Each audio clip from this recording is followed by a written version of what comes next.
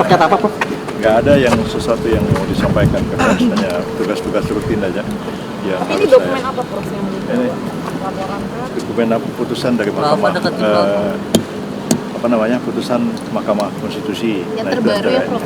yang terbaru ya mengenai pelantikan kepala daerah yang terpilih ya. Sebagian kan sudah tidak ada sengketa, sebagian sengketanya baru dimulai di Mahkamah Konstitusi, dan yang sengketa itu kan sekitar 300-an, jadi lebih banyak daripada yang nggak sengketanya. Nah, pemerintah tuh berkeinginan supaya mudah-mudahan smooth ya, sengketa ini jalan terus saja di Mahkamah Konstitusi, tetapi yang sudah ada sengketa ya bisa dipertimbangkan untuk bagaimana kan, apakah dilantik lebih dulu, dan itu kita melihat ada 2 putusan dari Mahkamah Konstitusi yang memang perlu mendapatkan klarifikasi dari Mahkamah Konstitusi, dan pemerintah juga akan membicarakan hal itu dengan DPR nantinya. Hanya itu aja yang dibicarakan. Oh, kalau soal yang putusan MK terbaru yang ambang batas itu juga dibicarakan atau seperti apa, Prof? Bagaimana? Mang batas Tadi Yang presidensial yang threshold. presidensial threshold bukan. itu Enggak. apakah juga turut dibicarakan atau gimana, Enggak. Prof? Tapi Jadi sikap ini hanya pemerintah- membicarakan hal yang sangat teknis terkait dengan pelantikan dari kepala daerah yang tidak ada sengketa di Mahkamah Konstitusi, karena ada 2 putusan Mahkamah Konstitusi yang pertimbangan hukumnya itu agak menimbulkan keraguan-raguan. Apakah MK menghendaki pelantikan itu nanti serentak apabila sudah selesai sengketa, ataukah bisa dilantik yang tidak ada sengketa lebih dulu. Jadi hanya masalah teknis ini yang tadi kita bicarakan dengan Mensesnek, dan kita carikan jalan keluar. Dan kemungkinan saya sendiri juga akan konsultasi lagi dengan Mendagri dan juga dengan Mahkamah Konstitusi bagaimana kita bisa memecahkan masalah teknis ini supaya tidak ada masalah di lapangan. kira-kira kapan Prof akan diputuskan? Saya segera aja. Ya, jadi setelah pulang dari Mensesnek saya akan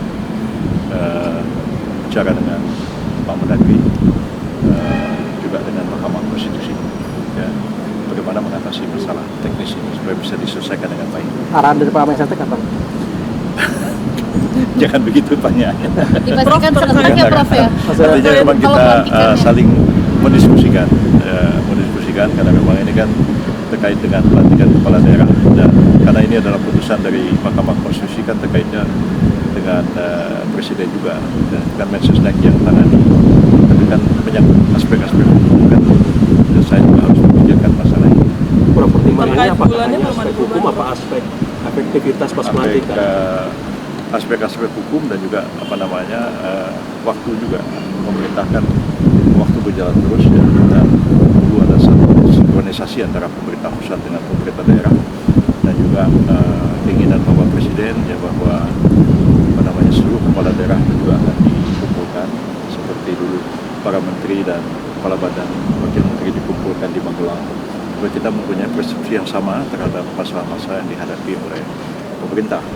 Nah, apalagi sekarang ini terkait dengan daerah, tentu harus ada sinkronisasi kebijakan pusat dengan daerah, terutama juga melaksanakan program-program pemerintah pusat supaya juga dilaksanakan oleh pemerintah daerah. Jadi karena itu pelantikan ini menjadi penting, dan karena itu perlu kita segera diselesaikan. Terkait bulan Berarti bisa pelantikannya, Prof, dikatakan belum ini ada. kepala daerah yang terpilih akan menjalankan semacam retret juga gitu sebelum Iya, dilantik. rencananya seperti itu. Dikumpulkan di satu tempat, ya di mana kita Di Magelang lagi. saya belum tahu saya. Prof, Prof, untuk terkait terkait bulannya, presidensial threshold itu kan terakhir pemerintah akan melakukan konsolidasi internal untuk menyikapi, untuk menyesuaikan pasal setelah putusan MK itu. Udah sejauh mana, Prof, konsolidasi internal? Memang belum ada rapat koordinasi secara langsung untuk membahas masalah ini, tapi konsultasi antar para menteri juga dengan partai-partai politik sudah terjadi untuk membahas implikasi dari putusan Mahkamah Konstitusi yang membatalkan pasal 222 Undang-Undang Nomor 7 Tahun 2017 itu. Karena pasal itu dinyatakan bertentangan dengan UUD 45, maka mau tidak mau diperlukan ada satu pengaturan baru, pemilihan pencalonan presiden dan pemilihan presiden tanpa threshold lagi. Tapi MK kan sudah memberikan 5 panduan, disebut dengan constitutional engineering. 5 panduan itu tidak terlalu sulit untuk dilaksanakan. Jadi salah satu panduan yang dikatakan oleh MK itu jangan sampai terlalu banyak, tapi jangan juga terlalu sedikit calon presiden. Jadi katakanlah kalau Pak Saldi mengatakan ada 30 partai politik peserta pemilu, maka maksimum kan 30 juga pasangan calon presiden. Tapi kalau 30 kan ya banyak juga kan, dan partai-partai itu boleh bergabung. Tapi kalau bergabung jangan sampai 29 mencalonkan satu orang, lalu yang satu partai akhirnya dua lagi. Jadi bagaimana mekanismenya itu in between antara terlalu banyak, terlalu sedikit. Nah itu yang mesti dikompromikan. Tapi pada prinsipnya threshold tidak ada lagi. Jadi satu partai politik yang tidak mau bergabung, ya dia nggak bisa dipaksa. Dia mau calonin, silakan aja calonin. Walaupun ternyata misalnya 28 partai mencalonkan satu orang, tapi ada 2 partai nggak mau. 2 partai itu masing-masing ada 3 juga. Jadi bagaimana caranya kita supaya nggak terlalu banyak, nggak terlalu sedikit, jangan sampai juga muncul calon tunggal.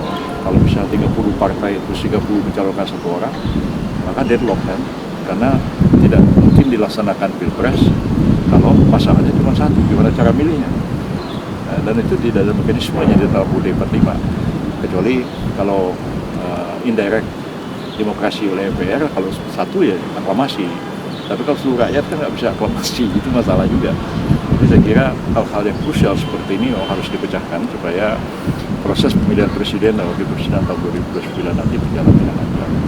Tapi mungkin pada akhirnya nanti ada satu sikap pemerintah yang bakal Ya, kalau ada satu sikap kan nanti dibawa ke DPR, karena memang memerlukan pembentukan peraturan perundang-undangan yang baru, diperlukan peraturan yang baru, norma baru sebagai pengganti dari pasal 222 yang dibatalkan.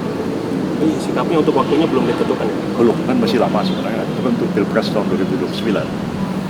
Mungkin ada kisi-kisi Prof sebagai pakar hukum, apa mungkin untuk membatasi agar calon ini nggak terlalu banyak? Ya seperti itu tadi saya katakan, kalau 30, ya kalau partai itu bisa bergabung, berapa banyak boleh partai itu bergabung? Jangan sampai misalnya, katakanlah misalnya, boleh bergabung 5 partai. Kalau calonnya 30 kan berarti maksimum ada 6 pasangan. Nah, tapi kalau misalnya tidak dibatasi, bisa 29 partai bergabung, bisa hanya ada 2 calon. Kembali lagi ke yang lama kan begitu. Ya, oke, terima kasih banyak ya. Jadi saya nggak ketemu presiden, ya saya ngomong-ngomong medsos. Jangan sampai salah paham. Itu apa pun mengenai